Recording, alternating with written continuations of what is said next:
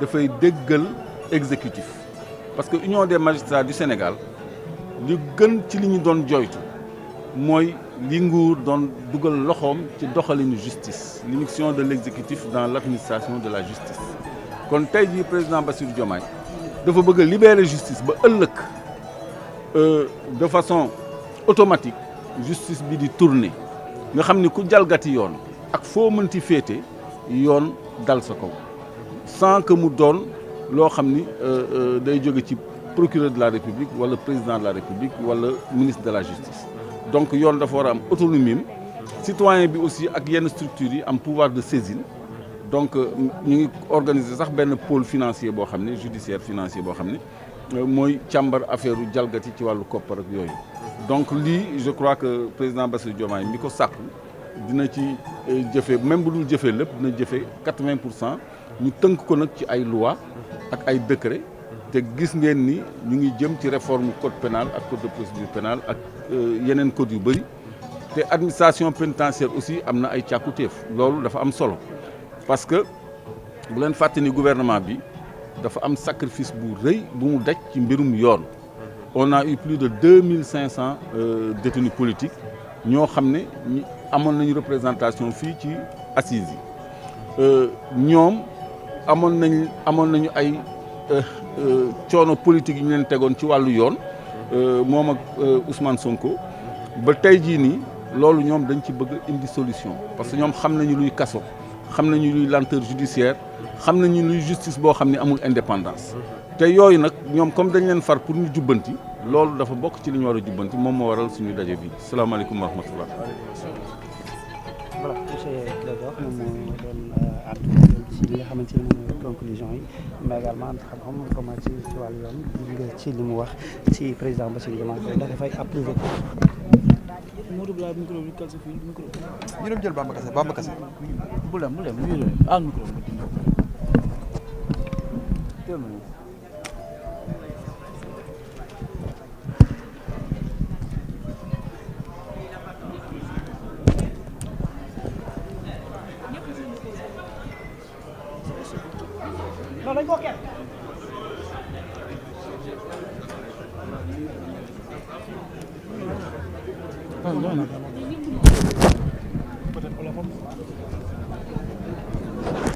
Donc il s'agit ici,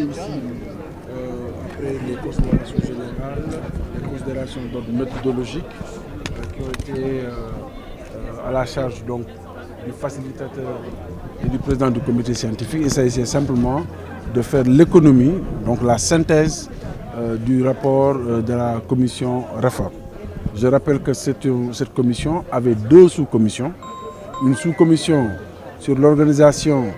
et le fonctionnement de la justice et une autre sous-commission sur les acteurs de la justice. D'accord? Donc l'essentiel des recommandations proviennent de la sous-commission fonctionnement et organisation de la justice. Au-delà des commissions, sous-commissions, etc., pour que ce soit compréhensible pour le justiciable et tout le monde, quelles sont les principales réformes qu'on peut retenir? Parce qu'on voit qu'il y a des propositions très larges. Ce que je peux dire, c'est qu'il y a de très larges consensus sur certains points. La réduction des pouvoirs du procureur de la République, il y a un très large consensus. Ça veut dire quoi? Ça veut dire que le pouvoir... Vous vivez au Sénégal. Le procureur de la République, il a des pouvoirs exorbitants en matière de mise en détention des gens. Parce qu'il lui suffit simplement de viser certaines dispositions pour que, par exemple, le juge d'instruction, il lui suffit simplement d'amener un dossier en instruction, de viser certaines incriminations, pour que le juge d'instruction soit obligé de vous décerner le mandat de dépôt. Donc, quand on dit qu'il faut revoir les pouvoirs du procureur de la République, c'est à ce niveau-là. L'autre consensus fort, c'est la mise en place d'un juge des libertés et de la détention. Parce que dans notre droit tel qu'il est organisé, quand vous êtes accusé de certaines choses et que vous passez en instruction, le juge d'instruction, souvent, il n'a pas de décision autre que de vous amener en prison, en attendant qu'on vous entende. Alors que si on a un juge des libertés et de la détention, celui-ci sera chargé de recueillir les demandes de mise en liberté, de de décider de ne pas mettre tout de suite la personne en prison, mais bien de lui aménager, de lui donner un bracelet, etc.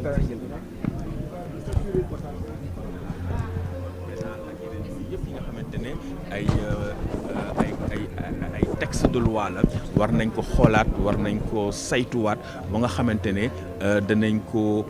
gën a méngale ak suñu ay valeurs suñu ngëm-ngëm suñu tradition ba nga xam ne justice bi dana doon justice boo xam ne sénégalais yi dañu moomaat seen justice ndax seen justice seen xar kanamu justice dana neex citoyens yi itamit c'est justice boobee dafay doon justice boo xam ne citoyens yi dinañu mën a gis seen bopp ci justice bi. Merci. Voilà, ñu continuer ba léegi jël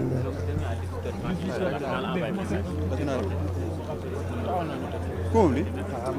dugal ko sa poche dafa bëri su xarit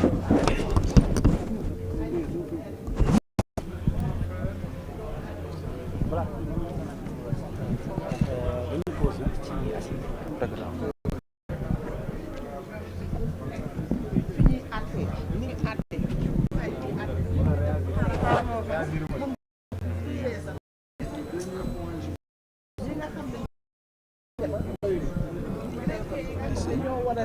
audience yoo xam ne ba cour d'appel dafay xaar ba bële audience pare mu xaar ba bële te pourtant espace am na fi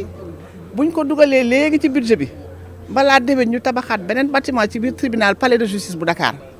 yeneen régions yi kazalika am na ci ay saafara yoo xam ne jarul ay milliards yu bare yu ëpp am na ci saafara yoo xam ne ci ay lu yem rek lu yem rek ñu réglé ko. maa ngi joxe exemple cabinet instruction yi juge d'instruction mooy déglu nit ki juge d'instruction mooy def mandat de dépôt juge d'instruction mooy def ay ordonnance yi kan moo koy jël di ko gàddu di ko yóbbu ci procureur greffier bu ñu tegoon benn box mu dajale juge d'instruction yëpp dajale seen kii lu ñu génne rek lu ñu àtte rek mu dem yóbbu ko